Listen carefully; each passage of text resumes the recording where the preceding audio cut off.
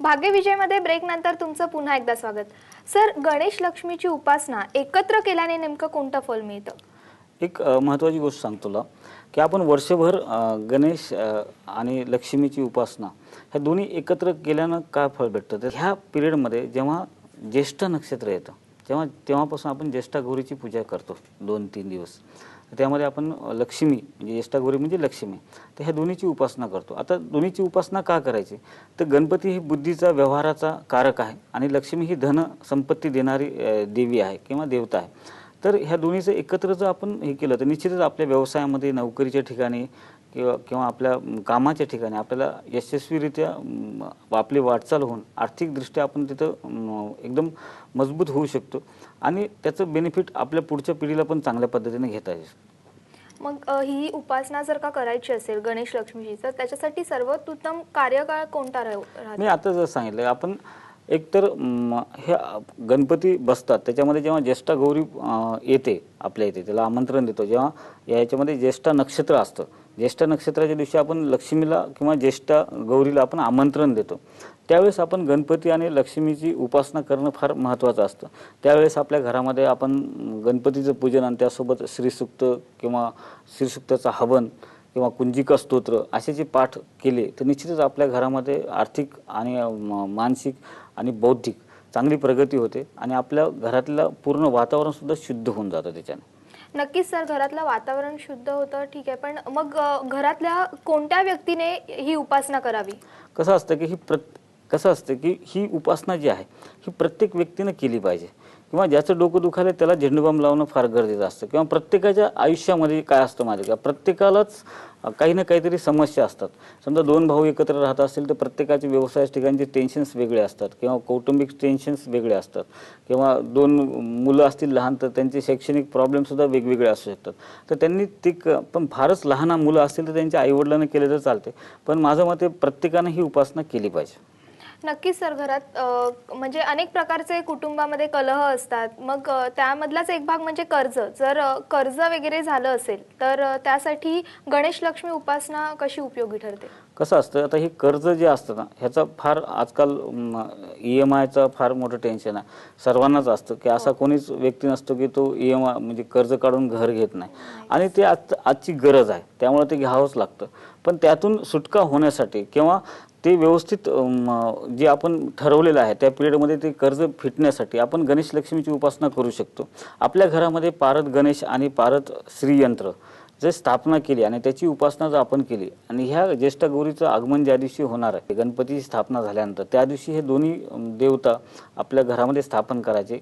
पारद गणेश आणि पारद श्रीयंत्र याची स्थापना करून त्याची विधिवत रोज पूजा करायची आणि रोज त्याच्या समोर बसून आपण जर श्रीसूक्ताचं नुसतं पठण केलं किंवा नुसतं वाचन केलं तरी आपल्या घरामधले जे कर्जाचं हे आहे EMI आहेत त्याचे आपल्याला म्हणजे मार्ग सापडतात. टेन्शन येणार नाही. वेळेमध्ये आपले आर्थिक सोर्सेस वाढल्यामुळे आपण ते वेळेवर EMI भरू शकतो. आर्थिक अडचणी कुठे येणार नाहीत. कुठेही प्लॅनिंगमध्ये तुमच्या अनावश्यक खर्च निर्माण होणार नाही. हे असं का होतं की EMI आपण ठरवल्याप्रमाणे भरत असतो पण हे बिघडतात कुठं तर अचानक काहीतरी आपल्याकडे खर्च येऊन जातो. कोणीतरी आजारी पडतं, कोणाचा तरी ॲक्सिडेंट होतो किंवा काहीतरी नवीनच काहीतरी खर्च निर्माण होतो. त्याला अनावश्यक खर्च किंवा अनपेक्षित खर्च असं आपण म्हणतो. तर हे खर्च टाळण्यासाठी पारद श्रीयंत्र आणि पारद गणेशाच्या समोर बसून जर तुम्ही रोज श्रीसूक्ताचं पठण केलं तर निश्चितच यातून आपल्याला मार्ग सुकर होऊ शकतो. नक्कीच सर, जर व्यापारामध्ये किंवा नोकरीमध्ये वृद्धी हवी असेल तर मग गणेश लक्ष्मी उपासना कशी उपयोगी ठरते? निश्चितच काय असतं की आपल्या व्यापारामध्ये जेव्हा आपण एखाद्या व्यवसाय करतो तिथं आपल्याला आपलं जे प्रोडक्ट आहे त्याच्याबद्दलची पूर्ण माहिती असणं फार गरजेचं असतं. एक दुसरी गोष्ट काय असतं की त्यातून आर्थिक लाभ पण तेवढा होणं गरजेचं असतं. म्हणजे तुम्ही व्यापार करताय कोणता आणि त्यातून तुम्हाला आउटपुट किती मिळू शकतं ह्या गोष्टीचं भान ठेवणं गरजेचं आहे. होतं काय की जेव्हा गणपती आणि लक्ष्मीची उपासना आपण करत असतो जेव्हा व्यापाराच्या ठिकाणी मी याआधी पण एका एपिसोडमध्ये सांगितलं की तुमच्या व्यापाराच्या ठिकाणी लक्ष्मीची उपासना म्हणजे तुम्ही विष्णू सहस्त्रनामाचे पाठ जर केले तुमच्या व्यापाराच्या ठिकाणी किंवा ज्या ठिकाणी तुमचं दुकान आहे, फॅक्टरी आहे, ऑफिस आहे, जिथे तुमचे व्यवहार चालतात अशा ठिकाणी विष्णूची उपासना म्हणजे विष्णू हे लक्ष्मीचे पती आहेत त्यांची उपासना केली तर निश्चितच लक्ष्मी देवी तिथे प्रसन्न राहते. शिवाय यासोबतच पारद श्रीयंत्र, व्यापार वृद्धी यंत्र हे जे लक्ष्मीचे यंत्र आहेत ते तिथे तुम्ही स्थापन जर केले तर निश्चित तुम्हाला त्यातून लाभ मिळतो आणि व्यापार तुमचा वाढत जातो. नक्कीच सर. संकटग्रस्त जातकांसाठी काय सल्ला द्याल? कसं असते की समस्या नाही असा एकही व्यक्ती नाही, नाही. पण उपाय नाही अशी कोणती समस्या पण समस्या नाही. पण नाही. प्रत्येक समस्येवर हा उपाय असतो. फक्त काय असतं की आपण त्या समस्येचा बाऊ किती करतो याच्यावर डिपेंड असतं. बरेच जण काय होतात की नुसतं समस्या आली किंवा अडचण आली किंवा संकट आलं की त्याला घाबरून जातात आणि त्याच्यातून त्यांचं ब्लँक होऊन जातात. त्यांना पुढे काय करायचं हेच सुचत नाही किंवा त्यातून ते मार्ग काढायचा प्रयत्नच करत नाहीत. काही जणांना रडण्याची सवय असते की माझं असं झालं, आता मी असं काय करू, आता होऊच शकत नाही, माझं काहीच होऊ शकत नाही. असं माझं म्हणणं हारायचं नाही, हारू नका, मेहनत घ्या आणि जाणकार ज्योतिषाचा सल्ला घ्या. तुमच्या वर्तमान काळातले ग्रहमान काय आहेत त्यानुसार तुम्ही जर तिथे उपाय केले आणि त्यानुसार जर तुम्ही त्याची उपासना केली तर निश्चितच तुम्ही प्रत्येक समस्येवर मात करू शकता. फक्त तुमचं मनोधैर्य, सेल्फ कॉन्फिडन्स फार चांगलं असणं फार गरजेचं असतं. यानुसार जर तुम्ही प्रयत्न केले आणि जाणकार ज्योतिषाचा सल्ला घेऊन त्यांनी सांगितलेली उपासना जर तुम्ही केली किंवा त्याच्यामध्ये बऱ्याच गोष्टी असतात की तुम्ही गणेश लक्ष्मीची उपासना ही सर्व गोष्टीसाठी फायद्याची असते. कोणतेही संकट येतच कोणतं आजकाल, एक तर आर्थिक संकट असतं, कौटुंबिक असतं किंवा मानसिक असतं. तर आर्थिकमध्ये तुमची नोकरी किंवा व्यापाराच्या ठिकाणी संकट येऊ शकतं. कौटुंबिकमध्ये तुमची घरातील कलह असतील, पती पत्नीतले वाद असतील किंवा घरातले घटस्फोटाचे कारण असतील, अनेक ज्या गोष्टी असतील कौटुंबिक याच्यामध्ये आल्या. आणि मानसिकमध्ये मानसिकता व्यवस्थित न राहणे, तर मानसिकता व्यवस्थित न राहण्याचे पण अनेक कारण आहेत की तुमची निगेटिव्ह थिंकिंग असते तिथे किंवा तुम्ही प्रत्येक गोष्ट मनाला लावून घेता कोणती. तर ह्या सगळ्या गोष्टीसाठी आता मानसिकतेसाठी गणेश उपासना किती महत्त्वाची की तो तुमचा बुद्धिअंक वाढवतो, आकलन शक्ती वाढवतो, तुम्हाला हे शिकवतो की आपण काय मनाला लावून घेतलं पाहिजे काय मनाला लावून नाही घेतलं पाहिजे. म्हणजे काही गोष्टी इग्नोर केल्या पाहिजेत आयुष्यामध्ये. ते बुद्धी आपल्याला ती गणपती देतं. आणि कौटुंबिक याच्यामध्ये सुद्धा समयसूचकता फार आवश्यक असते. तिथे पण तुम्हाला गणपतीची उपासना कामाला येते. कारण गणेशाची उपासना केल्यानंतर काय होतं की घरामध्ये जर काही कोणाचं चुकीचं वागणं असेल तर समजा दोघंही जण जर एकाच आवाजामध्ये भांडणं करत असतील तर तिथे समन्वय साधता येत नाही. पण एखादा आवाज चढता झाला आणि दुसऱ्याने शांत राहिलं तिथे कुठेतरी स्टॉप होऊन जातं.